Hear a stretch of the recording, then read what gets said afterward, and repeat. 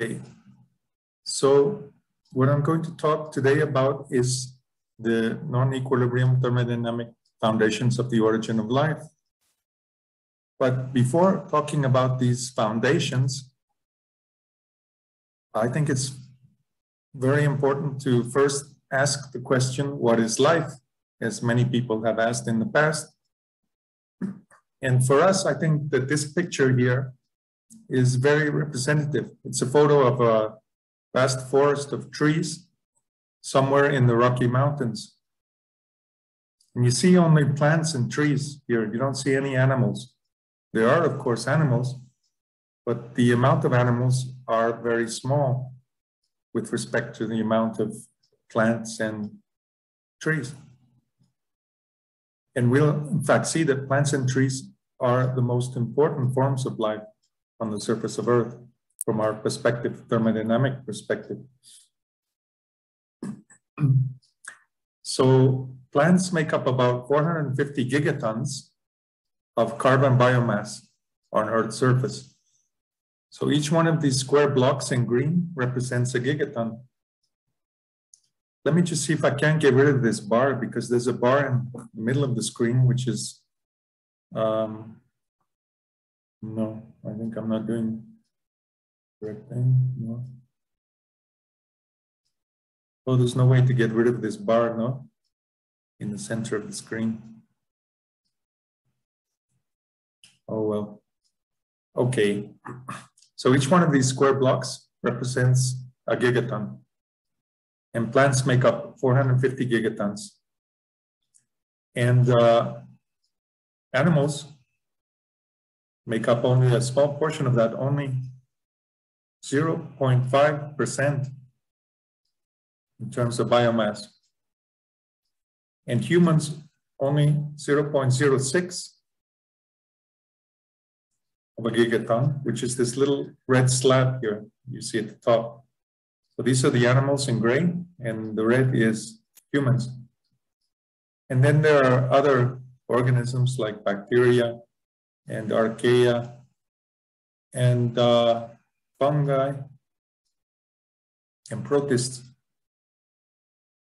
They make up another proportion, but plants and cyanobacteria together make up about 95% of all the carbon biomass on the surface of Earth.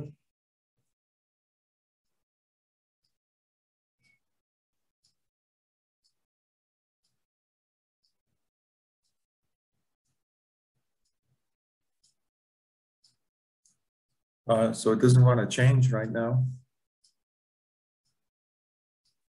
Is everyone still there? Yes. I can't seem to change the screen. I don't know why.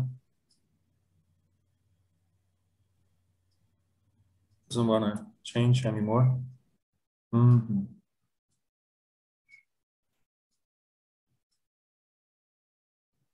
me try going out. Okay.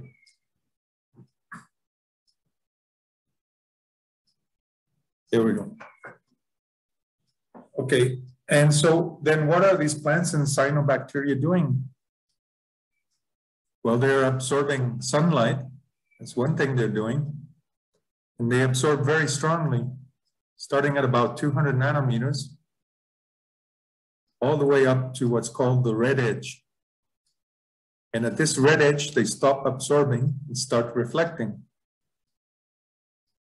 But between about 200 nanometers and 700 nanometers, all the leaves absorb very strongly, about 90% of all the light, which is incident.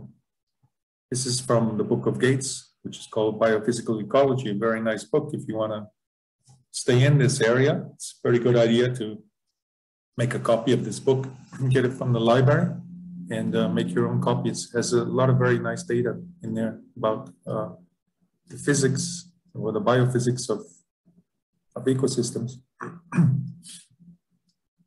So there's a little dip at about 550 nanometers, which corresponds to the green, and that's why we see the leaves green. And our eyes are also very adapted in the green.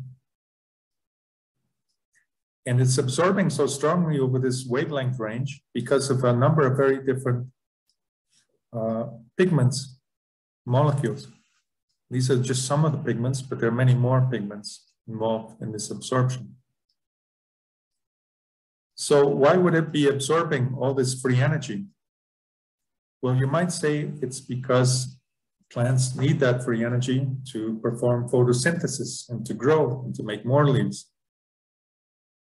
But in fact, photosynthesis only accounts for about 0.1% utilization of all the free energy which is being absorbed from the sunlight.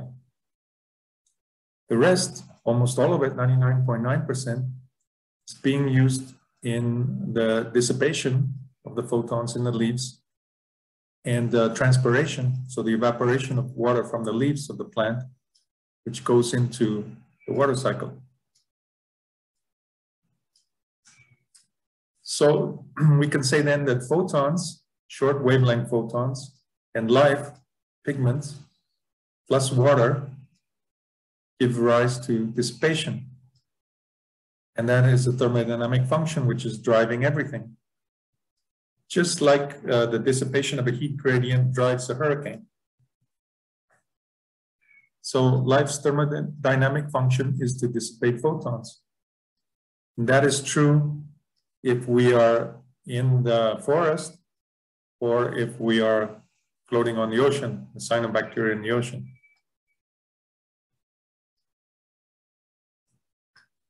Plants and cyanobacteria also couple to the water cycle. So as I mentioned, most of the free energy goes into transpiration, evaporation of the water from the leaves of the plants. So it transforms liquid water into gaseous water or water vapor, which then rises in the atmosphere to a certain height at which, because of the temperature, condenses around small particles and forms clouds. And these clouds, as you know, when they become saturated, they start to drop the water, it's rain, and we have this cycle repeating itself. Now, this is an irreversible cycle, which is coupled to the irreversible cycle of the dissipation of short wavelength photons in the molecules. Okay, so this is the heat which is being used to evaporate the water. And the water, as I said, goes into vapor form and then condenses. And when it condenses, it leaves its heat of condensation into the upper atmosphere or into space. And that's at about -14 or -15 degrees centigrade. So it's a spectrum which is even more shifted towards the red, the infrared. So even though it's absorbing this light, which is being transformed into infrared here, when it's emitted in the atmosphere, it's even longer wavelength light and even more photons. So we're dispersing the conserved quantity, which is energy, over many more degrees of freedom. And that is increasing the entropy or increasing the entropy production per unit time, if it's per unit time. So if we look at it now at a global scale, we have the Earth and its solar environment. It's receiving a narrow beam of light from the sun. And this light is short wavelength light and some long wavelength light. And part of this light is being scattered, dispersed by the atmosphere, about 30% because of the clouds and interactions with other molecules in the atmosphere. But the rest is being absorbed by the atmosphere and also by the biosphere, being converted into long wave radiation and then sent to outer space. So this is long wave radiation. So that is entropy production, not only because it changes the length of the wavelength to larger wavelengths, but also because the dissipation happens in a greater solid angle in 4 pi. So this narrow beam of light from the sun is a very narrow solid angle. But when it's absorbed and then dissipated, it goes into a 4 pi solid angle. So that's also increases the dissipation, and that's proportional to the size of the solid angle, the ratio of the sizes of the different solid angles. So even with scattering, we have about 30% scattering, which is due to the albedo, but even scattering of light without changing its wavelength produces entropy. So even if we didn't have any biosphere here, for example, if the whole Earth was frozen over and we had only ice, we would still have scattering, and this scattering produces entropy. So what is the biosphere doing? It's shifting the incident spectrum into the output spectrum. And the farther it shifts to the infrared, the greater the entropy production. So that's what nature is tending to do. It's tending to increase the shift of the outgoing spectrum more and more towards the infrared.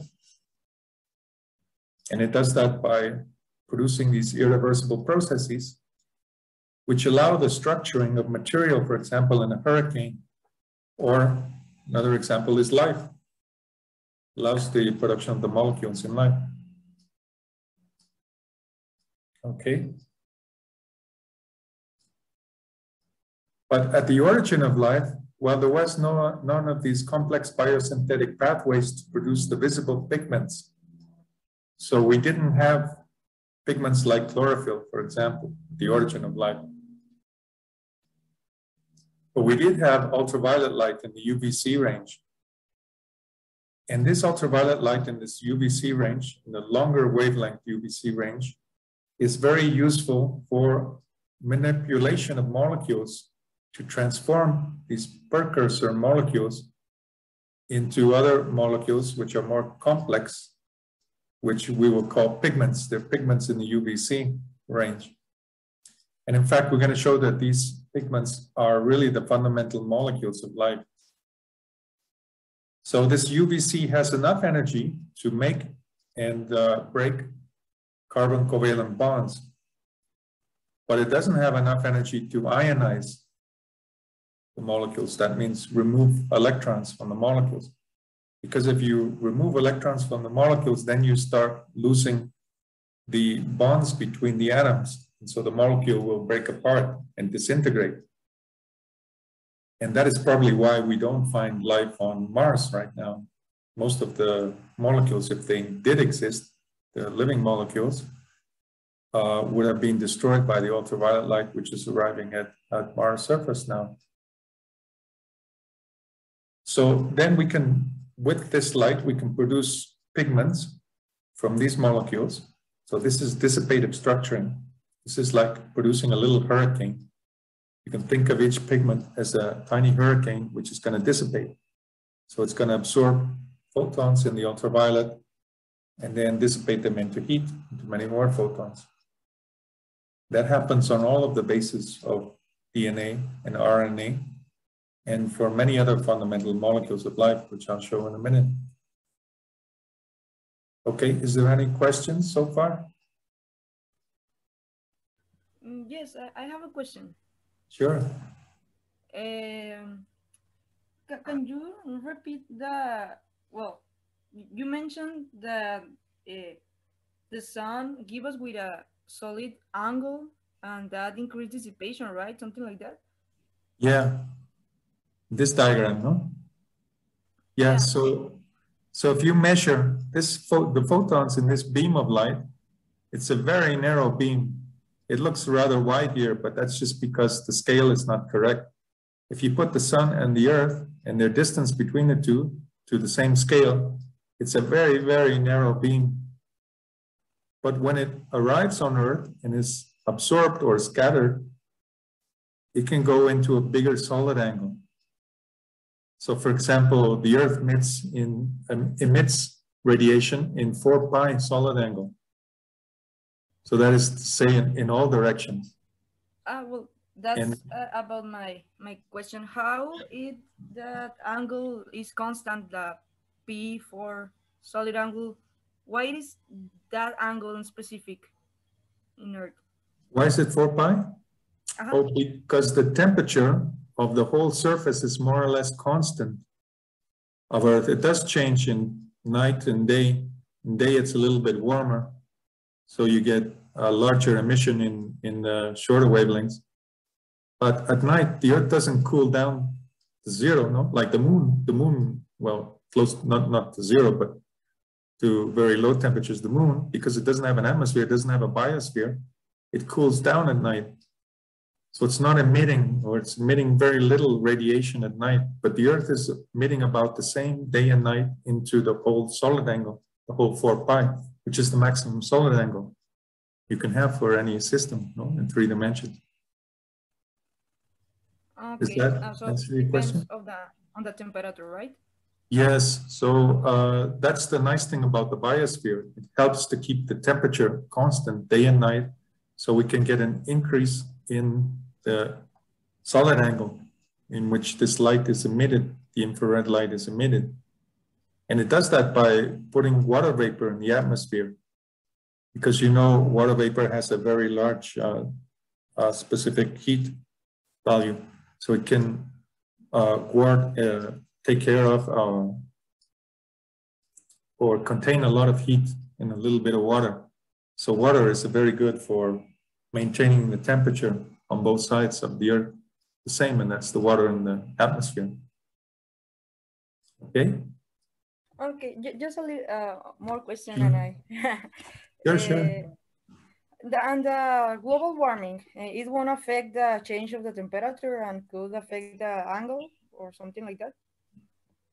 Oh, that's an interesting question. And I think that is basically the problem, that nobody has, or very few people, maybe, I don't even know them, but what we need is somebody to apply thermodynamics out of equilibrium to global warming.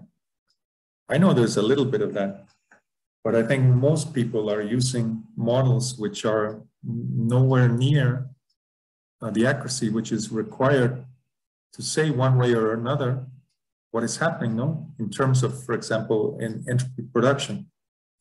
Because just as one example, but there's so many because the system is so complex, but just as one example, global warming now causing the temperature of Earth and at the surface to increase, right? We believe that hasn't increased by much, maybe about 1 degree centigrade in the last century or so, but it's increasing the temperature. So that's causing the melting of the polar caps and the glaciers.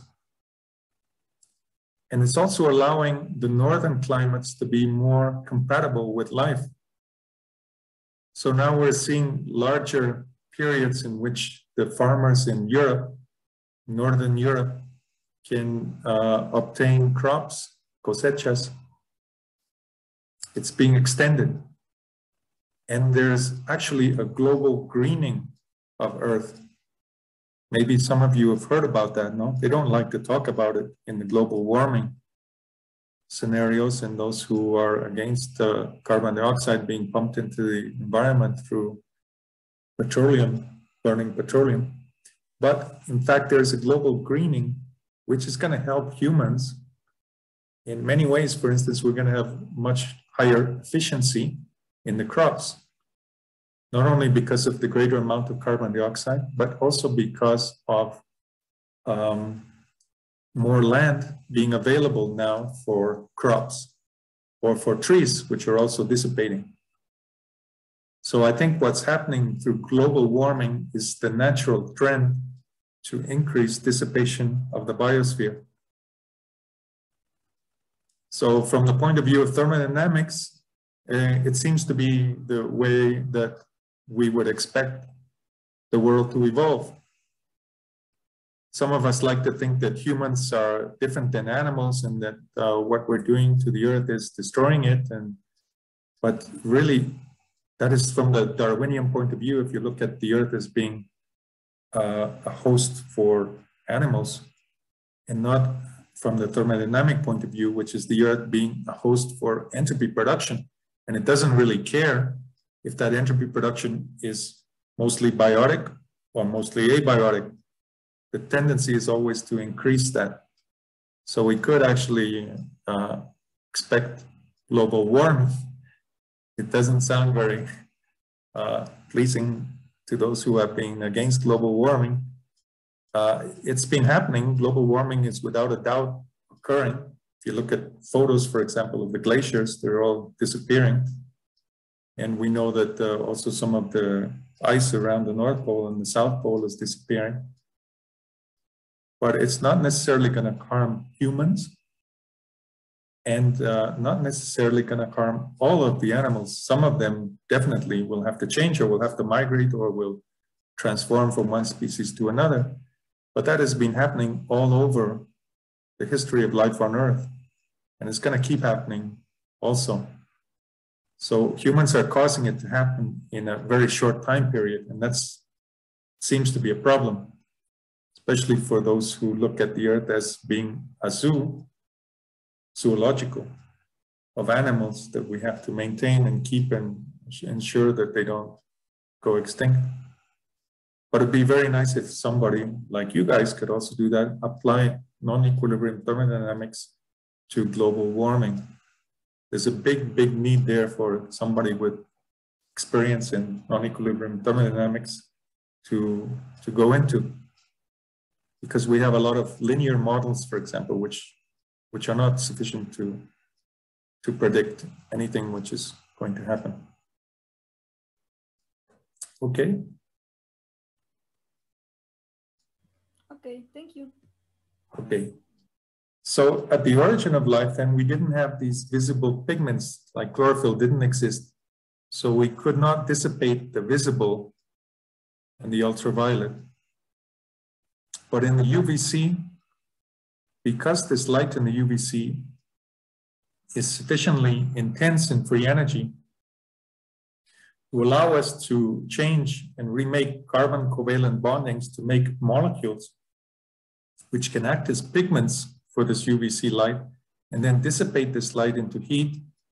So we had this part, we had this portion, we had the dissipation of the ultraviolet into heat. Of course, we also had some of the visible light being dissipated into heat, even before the origin of life, through abiotic irreversible processes, like hurricanes, for instance, which may have been occurring on the surface of Earth. But the visible pigments augmented greatly the dissipation. As I showed you in the first spectrum on the second slide of the absorption of pigments in the visible, they are over the whole range. They go from actually the UVC all the way to the red edge. So we can say then that the thermodynamic function of early life is to convert UVC light, or was to convert UVC light into heat. So that was this arrow, shifting this spectrum, the incident spectrum, into an infrared spectrum. And so this is really the basis of the thermodynamic dissipation theory of the origin of life. And there are three components to this, which are dissipative structuring, that is the structuring of the fundamental molecules, and that we're going to see in a minute. And dissipative proliferation, the proliferation of these molecules over all of Earth's surface. Okay, and dissipative selection, which is selecting those molecules or those complexes of molecules which increase the dissipation, the photon dissipation. And that is really evolution, viewed from the thermodynamic point of view. So before getting into the theory then, let me just go over again the initial conditions which were at life's origin. And these initial conditions are important because for non-equilibrium systems, the evolution of the system depends very strongly on the initial conditions and on any subsequent perturbation. So the origin of life goes back to about 3.85 thousand million years ago. And that's because, as you remember, there was this bombardment of a lot of meteorites. They still don't know the reason why. But if you look on the moon, we have a lot of craters, and they brought back moon rocks. And those rocks correspond to an age of about 3.9 thousand million years ago. So they were produced through the bombardment of meteorites or maybe comets on the surface of the moon. So if the moon was being bombarded so strongly, Earth also must have been under a very high bombardment It could have also been from material left over from the condensation of the Earth into a sphere. Some of the material may have been left over and not contacted with the Earth's surface. But probably, most probably, this comes from these meteorites which are in the orbit between Mars and Jupiter, this asteroid belt. So it's very unlikely, maybe there was life before this time on Earth's surface, but when the bombardment started, it must have boiled off all the oceans and all of the atmosphere. And so any life which is existent today would have had to be from its initial, about 3.85 thousand million years ago, after the bombardment with the meteorites. We can also assume that the Earth was much warmer at the origin of life because there would have been more radioactivity. The radioactive elements, the heavier radioactive elements, would not have had time to decay. So there would have been more radioactivity, which means warmer Earth. The interior of the Earth is warm today also because of the radioactivity that it still has. So if the interior of the Earth was warmer at the origin of life, then we would have had more volcanoes. And these volcanoes, they spew out these gases, which are carbon dioxide, water, and hydrogen sulfide. So these are the same gases that volcanoes today on Earth are emitting into our atmosphere. We also know that the seas were very hot, about 85 degrees centigrade. And we know that because there still exists sediments from that time, 3.85 thousand million years ago.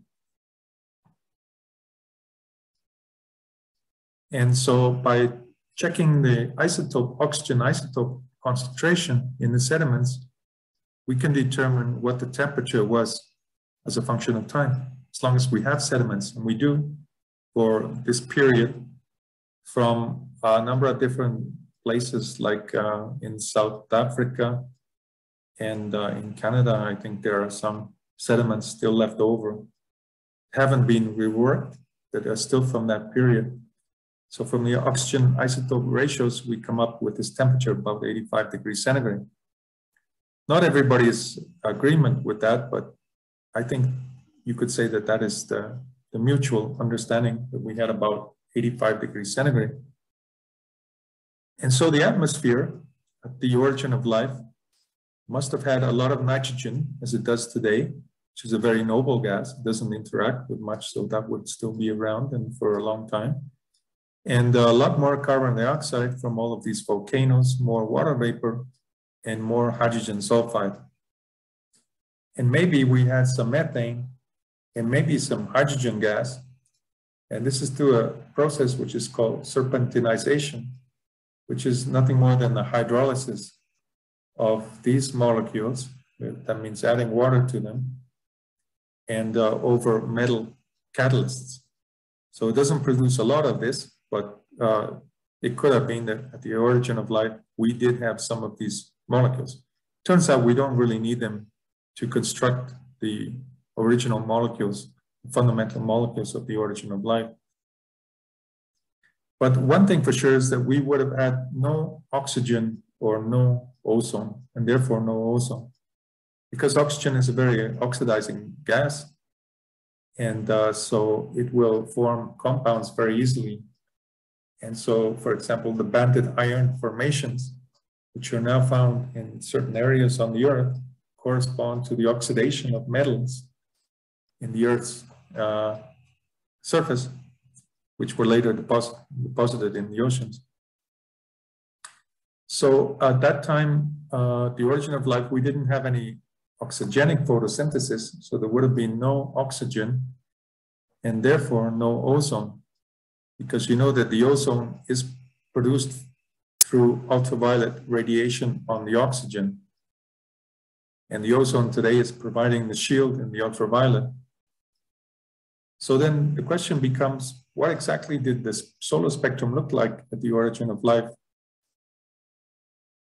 And so we did this calculation, taking into account various factors, like, for example, the sun through time, which is an experimental or astronomical experiment in which they are observing other G-type stars like our own, but at different ages, to understand how the sun evolves through time. And there is an evolution of the sun. It's not constant, it's not static. It's consuming hydrogen and converting it into helium. So the helium is going to the center and the hydrogen is staying around the outside. And what's actually happening is that it's increasing, our sun is increasing its size very slowly. But since the origin of life, it's increased, for example, a surface area of about 30% greater than at the origin of life. So there's now much more light coming in to Earth than there was at the time of the origin of life. So this in yellow here at 0 giga years since today.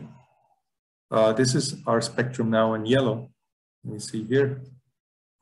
And the spectrum in black is what we calculated at the origin of life, taking into account this sun through time, taking into account that the surface area of the sun has increased over time, and also taking into account the absorption and scattering on these different atmospheric gases, given their most best estimates for the concentrations. Of course, we don't know exactly, but we have more or less a pretty good idea of what the gases were and what their concentrations had to be in order, for example, to have liquid water on the surface of Earth at the origin of life. And that's also been established that we have had liquid water. In fact, we have even have some fossilized raindrops from that era. So we can see the imprints of rain in material, in sediments, being fossilized from that time period. So we know that there was liquid water. There's also other evidence of liquid water being available on Earth's surface during the origin of life. But that is really a big problem because, you know, we had much less, we had about 30% less light coming in.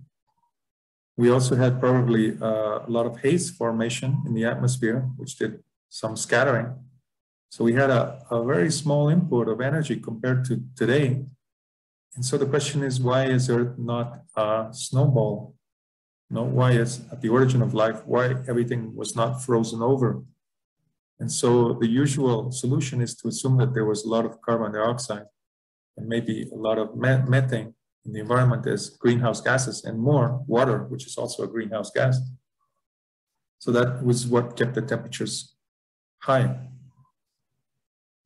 But the interesting thing is, at the origin of life, because we had no oxygen and no ozone, we had this little peak in the ultraviolet. And that I put on this graph, expanded this peak here in the UVC range on this graph.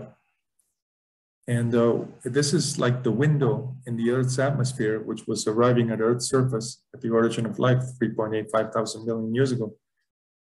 And it was shielded, okay, so we didn't get any light at shorter wavelengths because of hydrogen sulfide and because of carbon dioxide, which are absorbing in the atmosphere. And there was also aldehydes, which would have been absorbing in this range, which is the UVB range. So from ultraviolet radiation and photochemical reactions of these species of molecules in the atmosphere, you can produce these aldehydes. For example, formaldehyde, this is what is absorbing very strongly in this UVB range. So then we had this little peak in the UVC, and that lasted from about 3.85 thousand million years ago to about 2.8 thousand million years ago, 2.9, sorry, thousand million years ago. So it's more than 1,000 million years this light was arriving at Earth's surface. So that's a very long time, you know, and that was just after starting just after the origin of life for 1,000 million years. So it was a very long time that Earth had to take into account, or life had to adjust or to make use of, I would rather say make use of, this ultraviolet light which today would cause whatever organism to die in with about 3-second lifetime for bacteria, for example. If this light was coming in today, it's not very strong light. It's only, if you integrate it, it's about 5 watts per meter squared. 5 watts is a very small amount of energy, you can imagine, but even being a small amount of energy, because of the photons, it's such high energy, it can cause a lot of damage and destroy life in about a few seconds. And in fact, that's the reason why many people believe that we should go to the bottom of the ocean to look for the origin of life, because life would not have started on the surface due to this light. And I'm saying, in fact, the opposite, that it's thanks to this light that life began to exist on the surface of Earth. Okay, so a very interesting thing is if you plot the wavelength of maximum absorption of the fundamental molecules of life, it coincides with this peak. So this is the same peak here, in the ultraviolet here, this peak here, small peak. And we've plotted now the the wavelength of maximum absorption of the different molecules and their fundamental molecules. So those, the first molecules of life. And they are, for example, nucleic acids, amino acids, fatty acids, sugars, vitamins, coenzymes, and cofactors. And they all fit very nicely around this peak, the wavelength of maximum absorption. And this was, in fact, just the energy which was necessary for making and destroying and making these carbon covalent bonds to make these molecules, but not enough energy for ionization. So at shorter wavelengths, we had ionization, and at these wavelengths, longer wavelengths, we don't have enough energy in each photon to make or break a carbon covalent